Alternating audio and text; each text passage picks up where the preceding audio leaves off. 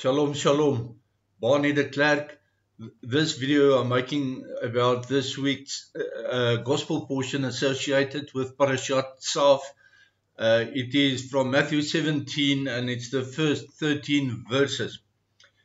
Soon after Yeshua's transfiguration, which links also to this week's portion of the prophets in Malachi 3, or depending on your Bible translation, Malachi 3 and 4. Yeshua explained to his disciples that John the Baptist was the Elijah to come before him. Before the Messiah, Elijah is to come, and John the Baptist was that Elijah. It's also abundantly clear that this is the case. John the Baptist came as the Elijah that preceded the Messiah in several biblical texts, but also including Matthew 3 verse 3. So the question then is, if Elijah comes before the Messiah, and if John the Baptist was the Elijah, does the Bible teach us about reincarnation? Is reincarnation a biblical principle? And the answer is no. The Bible does not support Kabbalah or Buddhism or New Agers in this. Reincarnation is a false teaching, a false theology. The first thing you should consider in this regard is John the Baptist's denial that he is Elijah. And you can read that in the Gospel of John, chapter 1, verse 21. It settles this departure, but it creates other questions then. If John denied that he is Elijah, how come Yeshua says he was Elijah? There seems to be a conflict then in the Bible. But let's look into it. In the second book of Kings, chapter 2, verse 9, and chapter 2, verse 15, we read how the spirit of Elijah came to rest on Elisha. The two prophets were walking together. Elijah asked, "What can I do for you, Elisha?" Elisha said, "I want a double portion of your spirit." Elijah said, "That's a big ask, but if you see me ascending, then you will get it." And of course, Elisha saw Elijah ascending, and the spirit of Elijah came to rest on Elisha. Now, the important thing is they lived together at the same time. So the spirit of Elijah was not reincarnated into Elisha. Because for reincarnation, a person dies, his spirit ascends to heaven, the lie goes on, and then when a new baby is born, this old spirit inherits the new baby. This is clearly not the case with Elijah and Elisha from the second book of Kings, chapter 2, and specifically verse 9 and verse 15.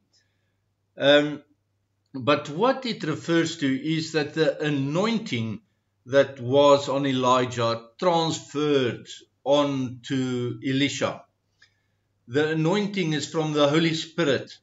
The Holy Spirit that indwelt Elijah also then indwelt Elisha. And the indwelling of the Holy Spirit is not mutually exclusive, even though in this case it was sequential. And I have to say again, it's not a New Testament phenomenon, indwelling of the Holy Spirit. If you read the Tanakh, the Old Testament, you'll see there's several places, incidences where people are indwelt by the Holy Spirit. And Elijah and Elisha is just one example.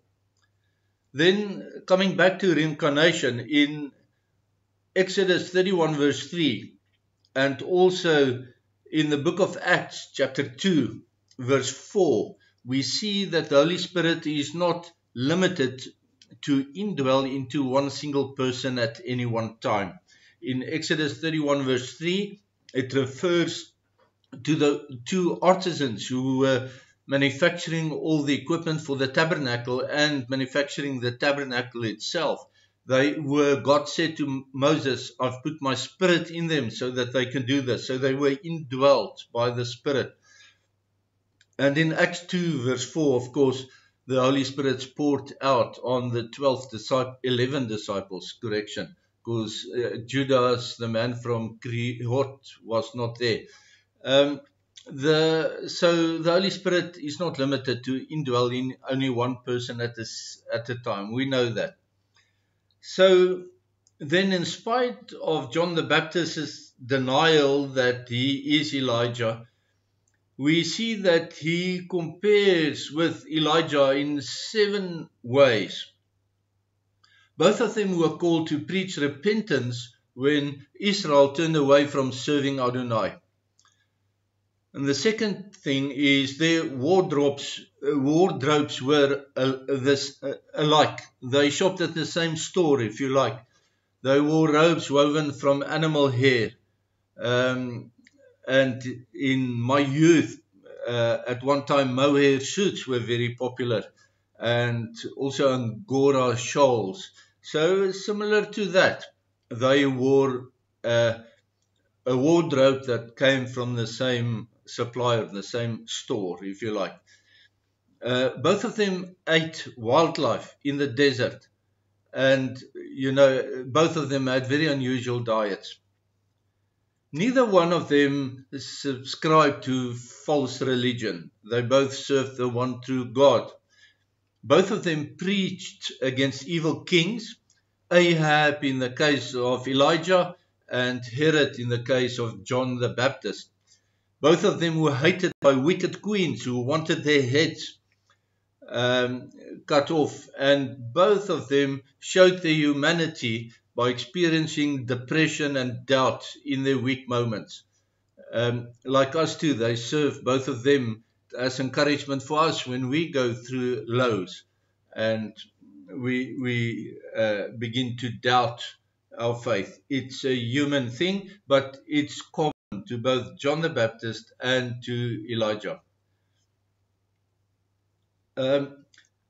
In researching this, I came across something that's new learning for me.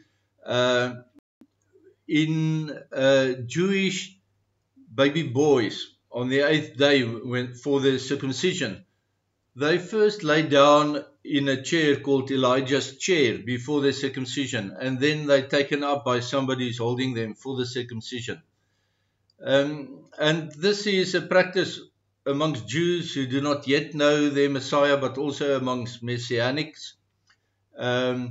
They reserve a chair for Elijah as well during the Passover Seder meal, because Elijah must precede the Messiah. So, biblical names we know have meaning, and looking at Elijah and John, Yochanan, we have to delve into the names in order to understand the links. In Elijah, or Eliyahu in Hebrew, El is short for Elohim. Li means me, myself, and I. And Eli therefore means my God. Elijah starts with Eli. And it's akin to what Yeshua said on the cross, in which he quoted Psalm 22 verse 2, Eli, Eli, lama, and it means my God. And then coming back to Elijah's name, the Yah, of course, is short for Adonai's holy name, Yod-Heh-Vav-Heh, and the Hu suffix in Hebrew means you, pointing a finger, if you like, at the person you're addressing. So that, and I skipped over a Vav there. The Vav is a hook that connects things together with the suffix, and the Vav means you are. And so Yahu in Eliyahu then means Elohim is Adonai. But Elijah, even though that is a correct translation of Elijah's name, he actually extends to mean that you are Yod-Heh-Vav-Heh, my Elohim, in the full meaning of his name.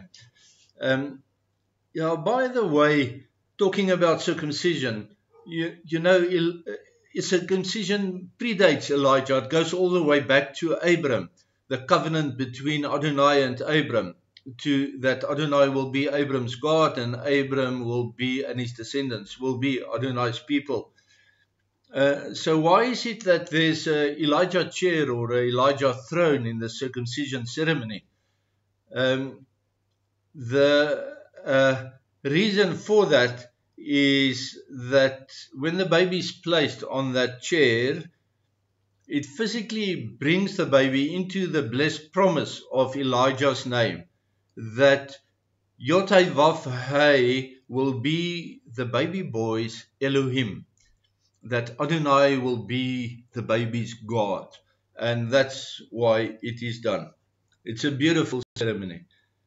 Spelled out Elijah, if we write it out in the Hebrew letters, it is Aleph Lamed Yud Hei Vav, which can be read as the mighty one. Aleph links to Paleo Hebrew, to the bull of a head of a bull, which means the mighty one. Lamed, behold, look, it points direction on. Hay is a uterus, it's the source of new life. And Vav is the mighty right hand of Adonai, and which of course refers to Yeshua, but it also can be read to be the Holy Spirit. But in this case, it's not matter because they are one. Adonai Eloheinu, Adonai Echad, God is one. And so if you structure it in the way we construct sentences in English, we can read it as, behold, through the mighty right hand of God the Father, new life is assured. And that means to be born again. And this is also the reason why Yeshua could hardly believe his ears when Nicodemus did not grasp the concept of being born again. Because in the circumcision, ancient practice is to evoke the God of the promise and the covenant of Elijah into the baby boy, that says, behold, through the mighty right hand of Adonai, which is Yeshua, new life is assured, or born again. If we look at John's name, Yochanan, in Hebrew, the name is spelled Yud-Vav-Heh Nun and another Nun, a double Nun at the end. That's unusual, but it strikes me that the double Nun remained in the German version of Johann, with a double N at the end, just as it is in Yochanan. The Yo in Yochanan comes from Yah, it means Adonai's holy name, as I explained above, Yod-Heh-Vav-Heh. Yochanan means Yah or Yod-Heh-Vav-Heh's grace, it's chesed, but it's loaded with meaning. John was grace towards an elderly childless couple when he was conceived. It was his grace also to be the forerunner of the Messiah. And the letter by letter analysis of the name Yochanan means Adonai's mighty hand, connect, the uterus, the source of new life, and ends in multiplication and more multiplication to the point that my cup overflows. So that John or Yochanan's name, if we structure it in the way we structure sentences in English, we say, by Adonai's mighty hand, abundant new life is brought forth, of course, through the Messiah, because he's the mighty right hand.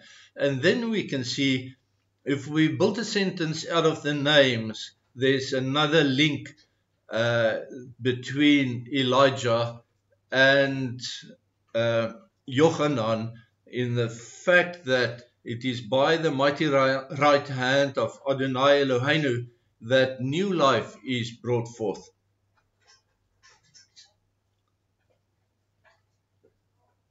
And then a concluding remark about the gospel portion.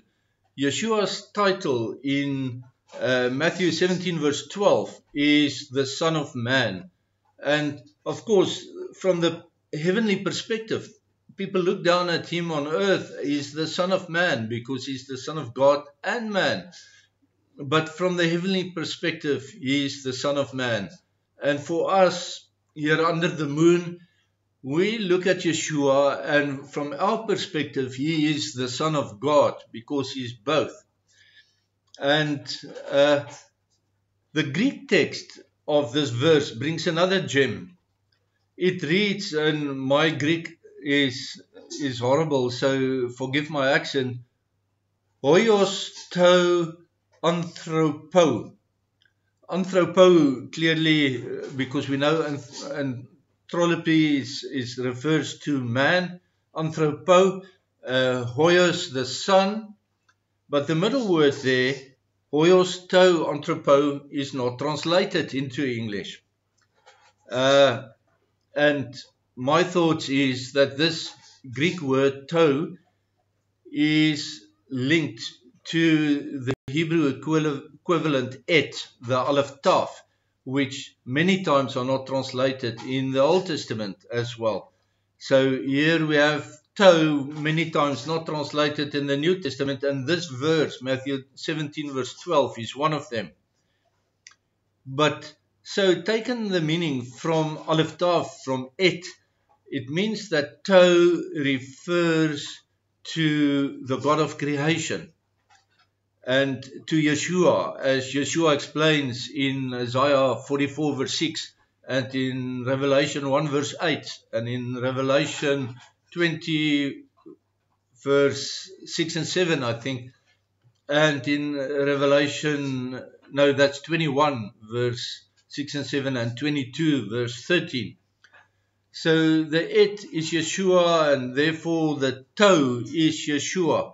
And then it means that the title of Yeshua given to him in Matthew 17 verse 12, Hoios to anthropo, means that this Son of Man is also the Son of God. The two components of his existence combined in the Greek, but not translated into English. I hope that you that are encouraged to read this portion from the Gospel. It links to the Torah portion, it links to the Prophet's portion as well. It will be deeply satisfying to you if you do. Until the next video, I pray that Adonai Eloheinu will bless you and keep you, that he will shine his face upon you and be gracious to you. I pray that he will lift his provision upon you and that he will make you complete and give you peace. Shalom, shalom.